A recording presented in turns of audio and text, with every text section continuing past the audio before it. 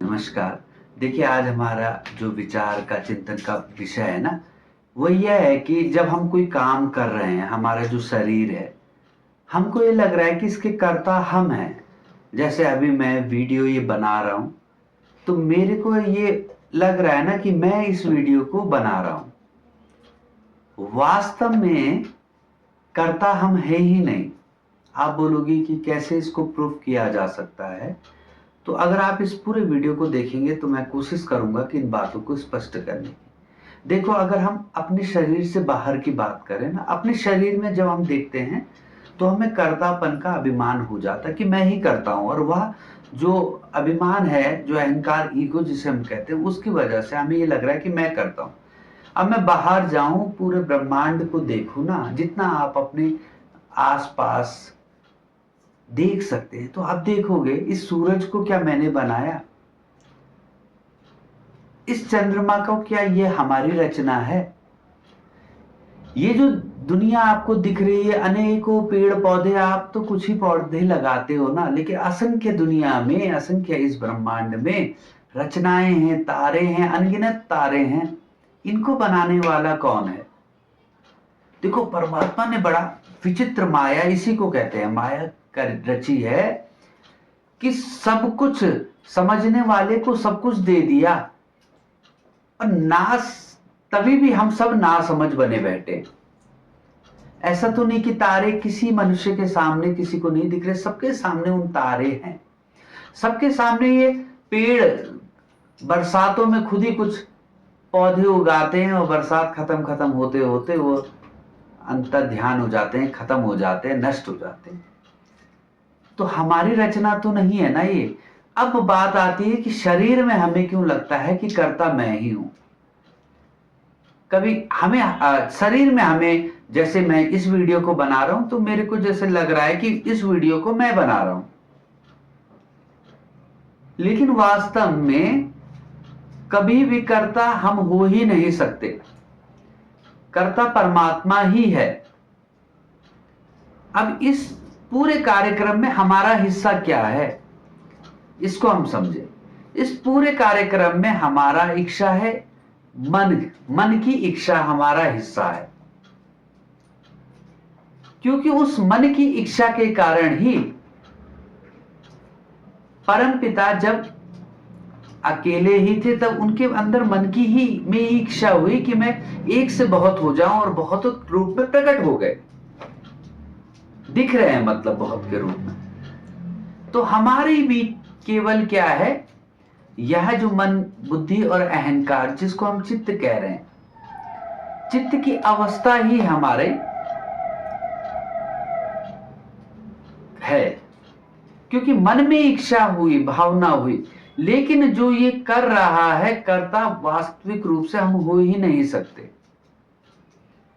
जैसे भगवान कृष्ण, जब महाभारत का युद्ध हुआ तो हमारे बर्बरीक जी महाराज जो युद्ध में भाग लेना चाहते थे, तो भगवान कृष्ण ने उन्हें भाग लेने से मना किया। कि कहा, बर्बरीक जी ने एक अजीब ही शर्त रख दी थी कि मैं जो कमजोर पक्ष होगा उसका साथ दूंगा। तभी बोलते हैं कि बर्बरीक जी को कि हारे का सहारा खाटू श्याम, मतलब जो हार रहा होगा मैं उसका साथ दूंगा।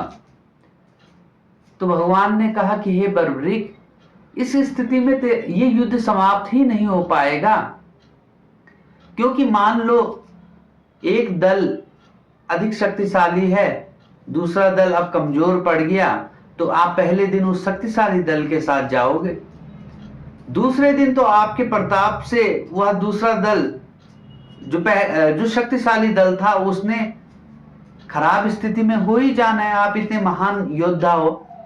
अब आप उस पक्ष में आ जाओगे जो कमजोर पड़ गया, और फिर आप कमजोर पक्ष में जाओगे जो पहले मजबूत था। तो इस प्रकार वह तो दोनों ही पक्ष खत्म हो जाएंगे और युद्ध का कोई निर्णय ही होने वाला नहीं। तो भगवान ने कहा कि हे बर्बरीक, मैं तुम्हें अपना ही स्वरूप दे देता हूं, लेकिन इस युद्ध में तुम प्रतिभाग ना करो। तो बर्बरीक जी ने भी उस युद्ध को देखा। बाद वह बात हुई तो सब बोले, पांडव बोले कि भाई, अर्जुन बोले कि मैंने तो इतना लोगों को परास्त किया, भीम बोले मैंने तो उसका वध कर दिया अकेले। तो बर्बरीक कहते हैं अरे तुम क्या बात करते हो, वह करने वाला तो भगवान कृष्ण ही थे, मैं तो उनकी ही लीलाएं देख रहा था, कैसे उन्होंने भीष्म पितामह जी को अपने चक्र से मार दिया, कैसे उन्होंने सभी द्रोणाचार्य जी का नष्ट किया, और कैसे अनेकों योद्धा भगवान के मुख में समाये जा रहे थे। तो मैंने ये सब देखा। वास्तव में इसका अर्थ क्या है? अर्थ यह है, कर्ता तो ईश्वर ही है, लेकिन हमें लग रहा है कि कर्ता हम हैं, और यही माया है, यह लगना ही माया है कि कर्ता हम हैं। इसके अतिरिक्त माया, मुझे लगता है कि माया को क्या ही संज्ञा दें, लेकिन यह लग जाना कि यह मैं कर रहा हूं। अब बात यह है कि अर्जुन को ही क्यों यह मिला कि अर्जुन ने उस युद्ध में इतने योद्धाओं को हरा पाए? तो इसका कारण था उनका चित्त। उनके चित्त से तात्पर्य यह है, उनका जो मन था वह अच्छी भावना से ओतप्रोत था, मतलब अच्छी संकल्प लेता था, सबके हित के संकल्प लेता था, कपट रहित संकल्प लेता था। उनका जो अहंकार था, महाबली होने के बाद भी उनके भीतर अहंकार कम था, और उनकी बुद्धि जो है वह सबके हित में ही लगी रहती थी, सबका भला करने के लिए प्रयासरत रहती थी उनकी बुद्धि। तो जिसका चित्त में जितनी निर्मलता होगी, परमात्मा उसको उतने ही मौके देंगे, करेंगे खुद, लेकिन श्रेय उसको मिल जाएगा।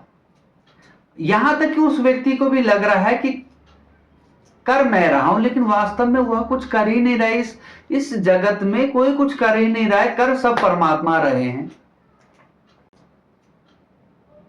जो हम सोच रहे हैं अभिमानवश, अपने अहंकारवश कि हम कर रहे हैं। आप देखो, डॉक्टर एपीजे अब्दुल कलाम जी हमारे देश के इतने महान वैज्ञानिक हुए, महान राष्ट्रपति हुए, उन्होंने इतने महान देश के लिए कार्य किए।